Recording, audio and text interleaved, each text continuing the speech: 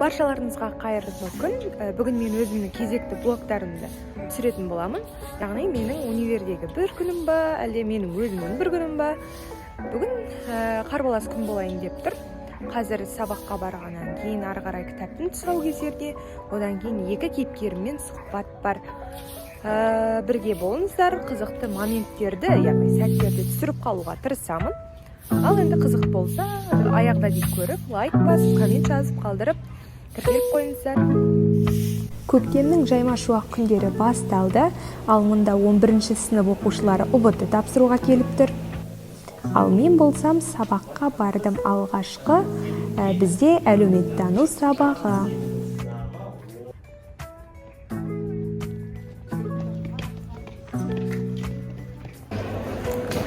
Қазір барайық. Кітапханадамыз. Қай кабинет деді бізге? 400.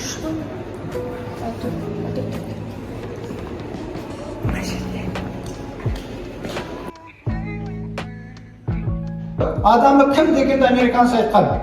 Ол мұхиттың астында жатқан маржан. Сәлеметсіздер ме? Менің есімім Айнұр Аңламасова. Мен журналистика факультетінің 1-ші курс студентімін.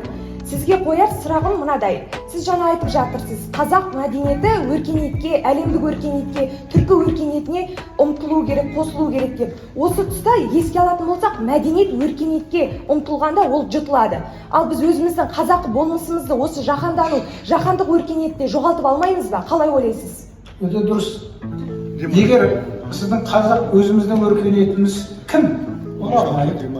Кім? Ахмет Яссауи, кім?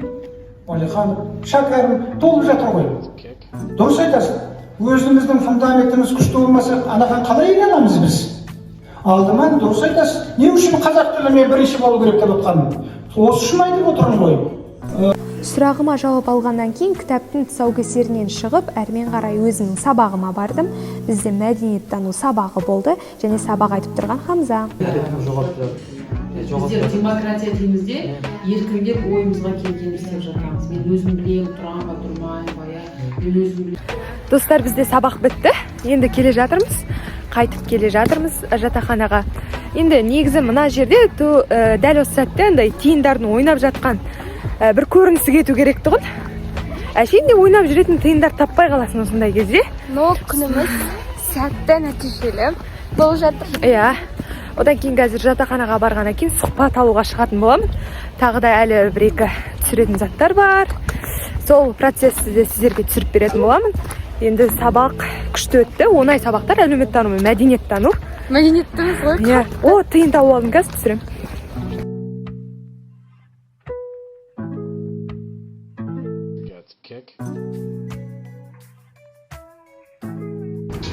Мен өзінің подкастымды жасап қойдым. Енді бұны жүктейміз. Жаңа жүктегем, яғни мінекей бұл эпизод менің жүктелді. Ал енді кіріп көрулеріңізге болады. Бұл подкастта мінекей микро тақырыптары, алғыс айту күні туралы, 101-ші топтың жеңісі туралы, есенліккеме кездесу, жайдарман жасақ қозғалысы және 8-ші наурыз халықаралық әйелдер күні туралы болмақ. Жалпы осы апта өзі мерекеге толы апта болды. Осы жайлы тыңдауларыңызға кеңес беремін. Эпизод форматындағы подкастымды шығарғаннан кейін келесі бұл сұхбат форматындағы менің подкасттарым. Менің кезекті кейіпкерім 6 тіл білетін осы Қазақ ұлттық университетінің студенті Әлішер туралы болмақ. Қалай үйренді, қандай тілдерді біледі және тіл үйрену жайлы кітабы қашан жарыққа шықты және болашақта қандай жоспарлары бар, осындай қызықты тақырыптарды қамтыдық. Сұхбаттан соң біз Айдарының кезекті шығарылымына дайындалып, түсірілім болды және мен барлық жоспарларымды орындап, бұл күнім өте жемісті аяқталды деп айта аламын.